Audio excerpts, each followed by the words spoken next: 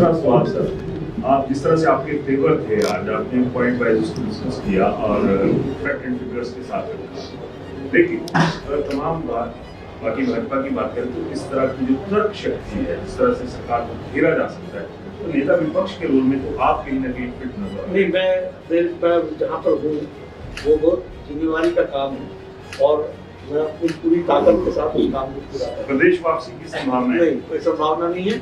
मैं ऐसी आपके बीच में आता हूँ। क्या बीजेपी में आर पार की जंग शुरू हो गई है? और ये जो जंग है, क्या ये कांग्रेस के खिलाफ है या फिर बीजेपी के जो अंदरूनी हालात हैं उनमें ये जंग छिड़ चुकी है? अभिवादन स्वीकार करें, मैं उदय पठानिया। आज जिस मुद्दे पर बात होगी वो पूरी तरह से बीजेपी पर केंद्रित रहेगा। उसकी वजह है पिछले 2 दिन जो बीजेपी के राष्ट्रीय अध्यक्ष और केंद्रीय स्वास्थ्य मंत्री हैं जेपी नड्डा, वो हिमाचल के दौरे पे थे और कायदे से देखा जाए तो ये लोअर हिमाचल का दौरा था, क्योंकि इसमें चंबा और कांगड़ा दोनों को टच किया जेपी नड्डा ने। लेकिन आलम देखिए, यहाँ पर बीजेपी अपने राष्ट्रीय अध्यक्ष को टच नहीं कर पाई। कमोविश चाहे चंबा हो या कांगड़ा हो, वहाँ पर ऐसा माहौल रहा मानो कोई एक साधारण सा बीजेपी का नेता दिल्ली से हिमाचल में आया हो और आकर वापस चला गया हो। कहीं ये झलक देखने को नहीं मिली या फिर हिमाचल बीजेपी ने वो मेहनत नहीं की जिसके लिए बीजेपी जानी जाती है। यानी हर जगह जो कार्यकर्ताओं का टोटा था वो नजर आया। अब बात आती है कि जब जेपी नड्डा दिल्ली से यहाँ पे पहुंचे तो इसका बंदोबस्त किसने करना था?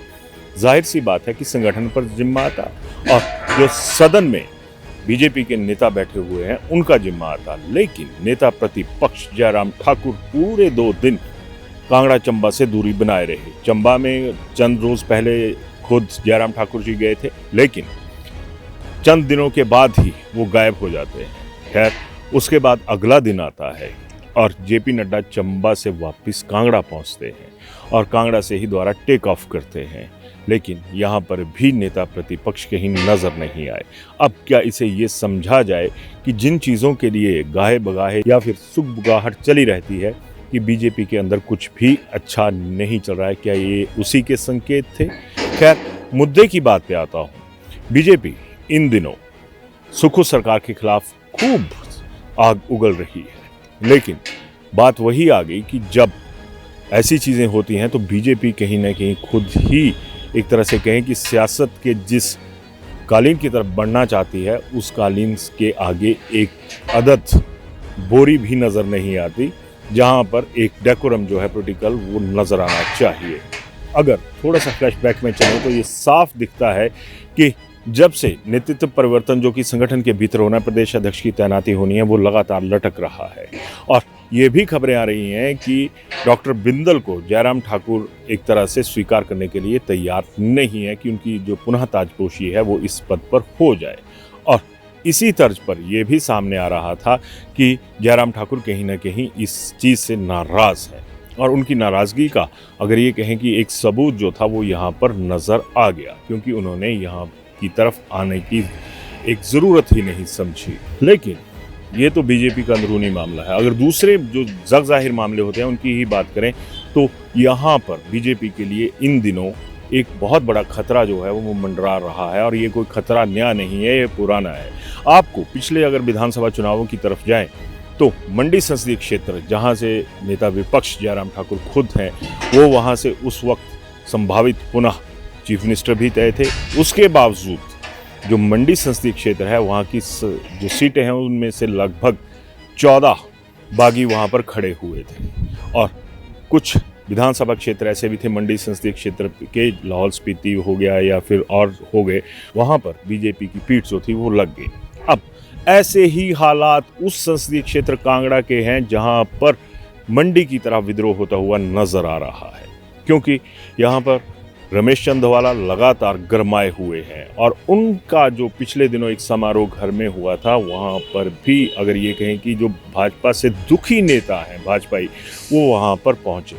और इसी तरह से कांगड़ा चंबा संसदीय क्षेत्र जो है वहाँ पर भी बगावत होने के आसार बढ़ते जा रहे हैं। इसका ताज़ा उदाहरण तो यहाँ से ही मिल जाता है कि बीजेपी के कद्दावर नेता रह चुके कृपाल परमार ने लगातार जेपी नड्डा पर उनके दौरे के दौरान ही अपने जो तीखे तेवर थे वो जारी रखे। कांगड़ा चंबा संसदीय क्षेत्र के अगर विधानसभा क्षेत्रों की बात करें तो मैक्सिमम विधानसभा क्षेत्र ऐसे हैं जहां पर एक अलग बीजेपी तैयार हो रही है, यानी उन्हें समझाने के लिए या किसी और ऐसे फैसले की तरफ अग्रसर करने के लिए समझाने वाला भी कोई नहीं है जिससे 2027 के जो लोग विधानसभा चुनाव होंगे उसमें कोई मैनेजमेंट होती हुई नजर आए। हालात तो हाल फिलहाल ऐसे हैं कि कांगड़ा चंबा के जो पिछले 2 दिन थे जेपी नड्डा के, वहां पर वीरानगी का आलम रहा और ये आलम खुद बना या फिर बनाया गया, ये सबसे बड़ा सवाल है। क्योंकि पिछले दिनों में बहुत सारे नेता जो थे वो हिमाचल आए, लेकिन राष्ट्रीय अध्यक्ष और जेपी नड्डा के कद का कोई आदमी नहीं था।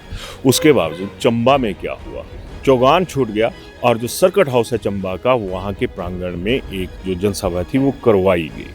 और इन तमाम चीज़ों को देखें तो यहाँ पर ये भी नज़र आया कि जो कांग्रेस के लोग हैं वो भी जो बीजेपी में आए हैं कांग्रेस को छोड़कर, वो फ्रंट फुट पर नजर आए, लेकिन बीजेपी के जो बेसिक या मूल कार्यकर्ता थे वो कहीं नजर नहीं आए।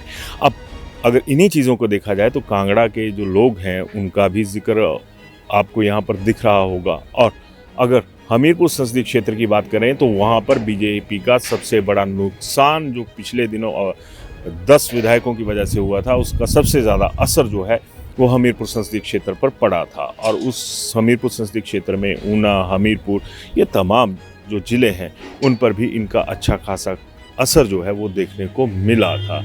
और अब इन हालात में जब ये सारी चीज़ें हो रही हैं और उन्हीं हालात में जेपी नड्डा को एकदम से अकेला कर देना, ये मैसेज दे रहा है कि वर्चस्व की जंग जो है वो अब वो भाजपा की नहीं है, भाजपा नेताओं की आपस में बन चुकी है कि अपना वर्चस्व जैसे तैसे कायम रखा जाए। लास्ट बट नॉट लीस्ट, जिस तरह के हालात हैं उनमें क्या आपको लग रहा है कि बीजेपी उस ताकत में है जिस ताकत के लिए वो पहचानी जाती है? क्या उस ताकत के साथ बीजेपी के नेता कांग्रेस को कटघरे में खड़ा करते हुए नजर आ रहे हैं? यहाँ पर तो खुद भाजपा के नेता खुद एक दूसरे को कटघरे में खड़ा करने पर ज़्यादा ताकत झोंकते हुए नजर आ रहे हैं। खैर, जो माहौल है वो आपके सामने है, खुद ही तय कीजिएगा कि आखिर हो क्या रहा है। धन्यवाद।